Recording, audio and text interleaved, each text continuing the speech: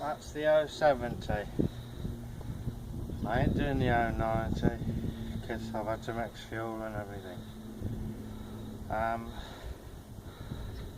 The last bloke who had it, he had the settings a little bit out on the carb, but it's the first time starter now. Part of modification should be good, so